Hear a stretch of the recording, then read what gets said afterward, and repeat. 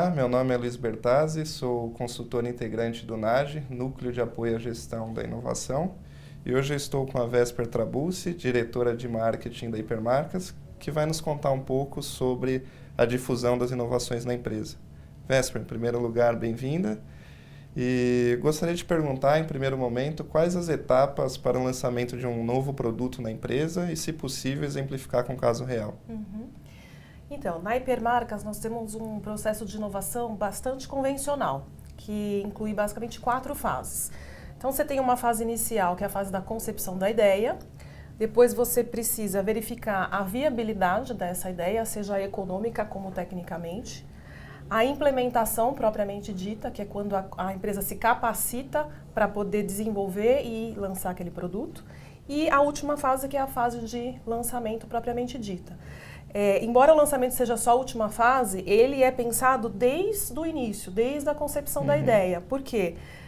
A gente acredita que um lançamento, para ele ser bem sucedido, ele tem que estar intrinsecamente relacionado com o conceito do produto. E o conceito do produto é desenvolvido ao longo de todo esse processo de desenvolvimento de projeto.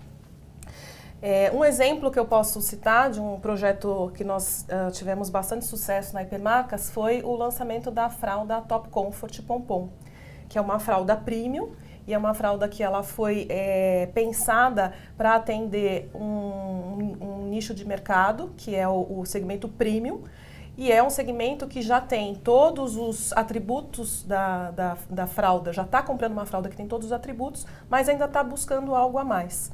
Então, em algumas pesquisas de mercado, a gente percebeu que a consumidora já estava um pouco cansada de ter só fraldas brancas ou com uma ou outro detalhezinho, e que ela queria que a fralda fizesse parte da roupinha do bebê, né? Quase como se ela fosse expor isso para as amigas, para a sociedade e para ela mesma, porque a mãe gosta de ter essa interação com a criança.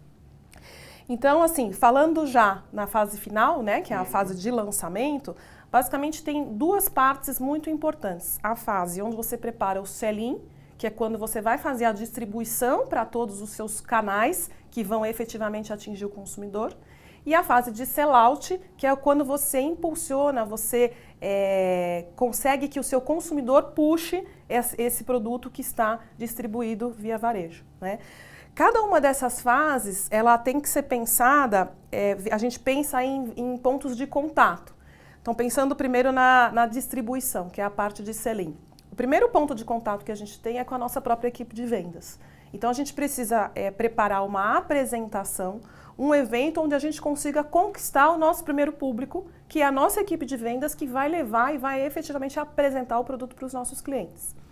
Então, a gente já tem a apresentação, a gente apresenta para eles a estratégia, as características de produto e todo o apoio que a gente vai ter para divulgar o sell-out, porque também são ferramentas que são importantes que essa equipe venda para os seus clientes, para garantir, para o cliente ter o conforto de que esse produto vai girar na gôndola. Essa fase também é a fase onde a gente desenvolve todos os materiais de ponto de venda e em paralelo, para começar a tratar das ferramentas de sell-out, que é o que efetivamente vai fazer o consumidor ter conhecimento da inovação e se interessar por ela, a gente começa a desenvolver também as ferramentas de incentivo ao consumo. Então, aí indo para a segunda parte do lançamento, que é o sell-out, é quando a gente desenvolve campanha de comunicação, é quando a gente desenvolve eventos de lançamento. E aí a concepção desse lançamento também é pensada por pontos de contato. Então, pensando no lançamento, por exemplo, da fralda Pompom, o primeiro ponto de contato seria a mídia tradicional. Então, desenvolvemos as peças de TV, né, com 30 segundos, 15 segundos, 10 segundos, todos os formatos que poderiam ser utilizados dentro da programação que foi concebida para atingir aquele público target, peças de rádio, peças de revista, peças de internet. Então, fizemos desde o site, que é uma peça que, embora seja ultrapassada, ainda é utilizada de referência para muita gente, né? Então tem o site base, aí tem o Facebook, daí tem o Twitter, ou seja, a gente começa a ativar e divulgar a nossa fralda via todas as redes sociais. Esse é um ponto que eu gostaria de explorar, né? Como que vocês estão usando, né? E aí, especificamente no caso da Pompom, as novas mídias, redes sociais, né? Mídias alternativas às tradicionais. Então, como eu te disse, lá na concepção da ideia, tem uma fase muito grande de pesquisa exploratória, onde a gente tem um contato direto com as consumidoras. E logo ali, nesse momento, a gente já percebeu a importância que para essas consumidoras tem a troca entre mães. E um dos principais canais de troca hoje em dia são justamente as redes sociais. Então as mães indicam produtos, contam histórias de doenças, de acidentes ou de alegrias, ou como é que fez a festinha do filho. Então essa interação entre as mães é muito grande. Então a gente logo percebeu que não tinha como a gente fazer uma divulgação completa se a gente não fizesse parte desse diálogo entre as mães. Então, por ocasião do lançamento, a gente fez primeiro um evento com blogueiras que já são especializadas nesse tipo de assunto, né? Então, assim, tem uma infinidade de blogueiras e é muito interessante ver a diferença de abordagem que elas têm. Nós contratamos uma blogueira para ser a nossa speaker, né? Então, ela é uma pessoa que escreve para a gente semanalmente. Então, ela vai contando do desenvolvimento do filho dela, vai contando do como que ela usa os produtos ou não usa os produtos, testa, gosta, não gosta, não só da nossa fralda, mas também tudo que tem a ver com os cuidados com o bebê.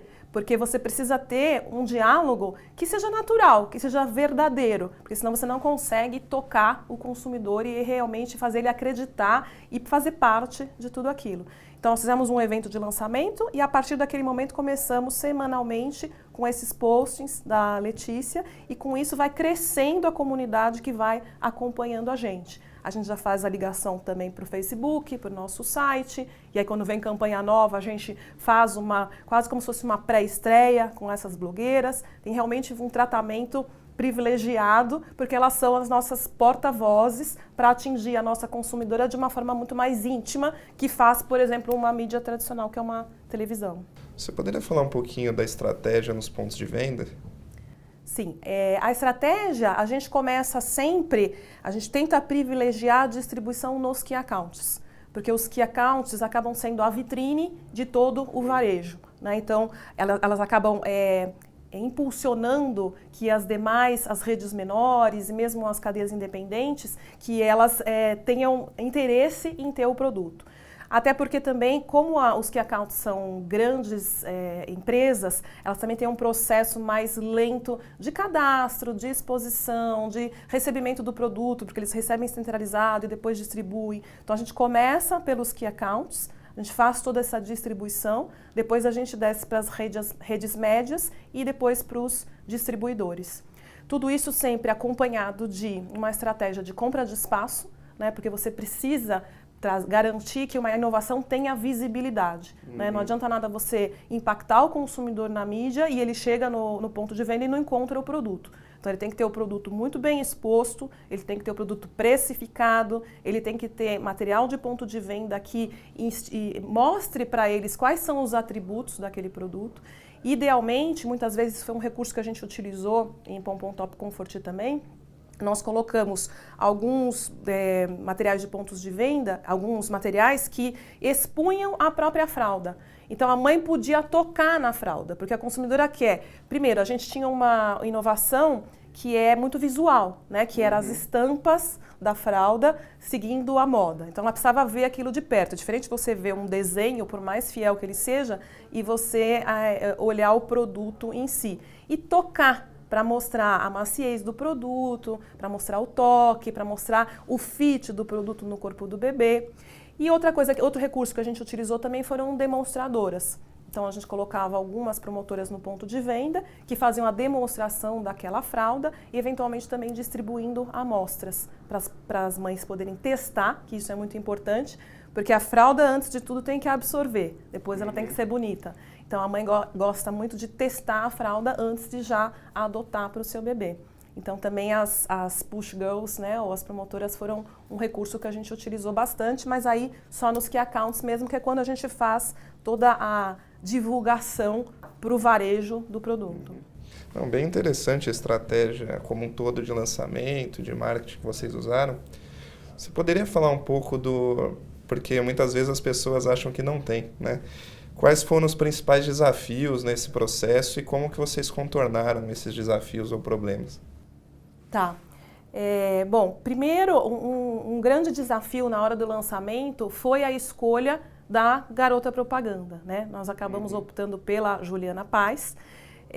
O conceito do nosso produto era um conceito de moda, então a gente até gostaria de trazer uma pessoa da moda, mas a gente percebeu via pesquisa que não ia ter um diálogo tão próximo com a nossa consumidora. O mundo da moda ainda é muito distante, né, da consumidora média brasileira.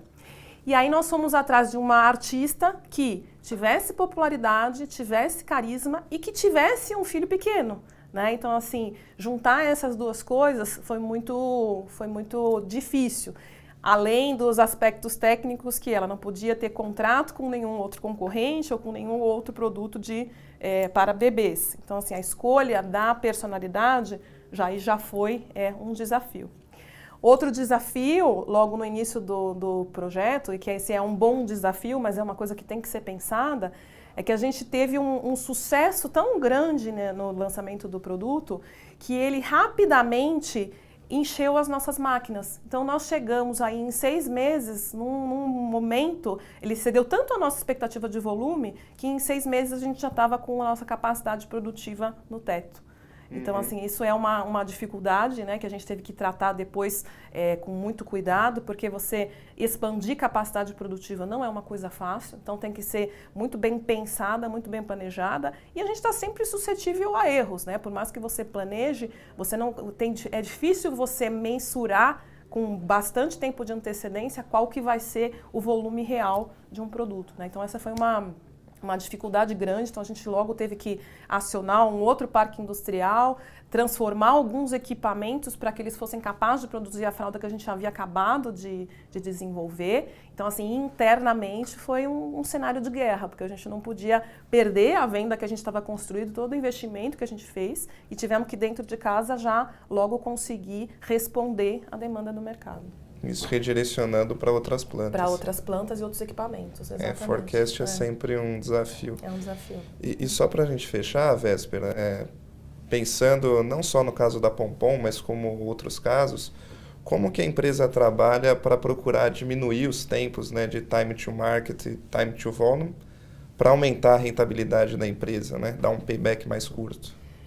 Eu acho que a principal iniciativa é organização. Então, quanto mais organização, quanto mais o seu processo tiver azeitado, tiver alinhado com todas as áreas, que as interfaces funcionam bem, melhor, mais rápido o desenvolvimento do projeto. A outra coisa para quem está na hora do lançamento, né, primeiro, planejamento é fundamental. Então, não dá para começar a planejar o lançamento na hora que já está na hora de lançar. Por isso que eu disse que o planejamento do lançamento ele começa muito antes do produto em si estar pronto, né? Então isso é o que garante que você consiga fazer quase que um screening do mercado para tentar antecipar todos os problemas que você vai ter e aí sim reduzir o time to market. A outra coisa é um bom relacionamento com o varejo, né? Então, se a gente tem um bom relacionamento com o varejo, a gente consegue uma capilaridade muito mais rápida do que se você ainda tem entraves de negociação. Então, isso tem tudo a ver com a política comercial da companhia, enfim, uma série de movimentos que a gente tem no dia a dia, mas que vão facilitar muito toda vez que a gente tem o lançamento de um produto. Véspera, obrigado pelo seu tempo, pela entrevista. Creio que vai ser muito útil para os nossos espectadores. Obrigada. Obrigado.